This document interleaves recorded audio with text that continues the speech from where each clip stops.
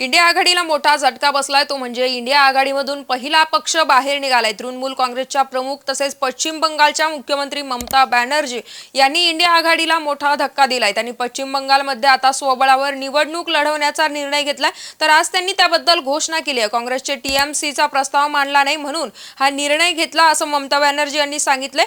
TMC आणि काँग्रेसमध्ये मागच्या काही दिवसांपासून जागा वाटपावरून वादविवाद सुरू होते। ज्यावेळी दोन्ही पक्षांमध्ये एकमत झालं नाही त्यावेळी टीएमसीने एकट्याने लोकसभा निवडणूक लढण्याचा निर्णय घेतलाय। लोकसभा निवडणुकीआधी इंडिया आघाडीची पहिली विकेट पडली आहे, तर पश्चिम बंगालमध्ये लोकसभेच्या 42 जागा आहेत। काँग्रेस पक्षासोबत माझं कुठलीही चर्चा झाली नाही असं ममता बॅनर्जी यांनी सांगितलंय। पश्चिम बंगालमध्ये आम्ही एकट्याने निवडणूक लढणार हे सुरुवातीपासून आम्ही सांगत आलोय। आम्ही स्वबळावर भाजपला हरवू शकतो। मी इंडिया आघाडीचा भाग आहे। राहुल गांधी यांची न्याय यात्रा आमच्या राज्यातून जाणार आहे, पण त्याबद्दल आम्हाला सांगण्यात आलेलं नसल्याचं देखील त्यांनी म्हटलंय।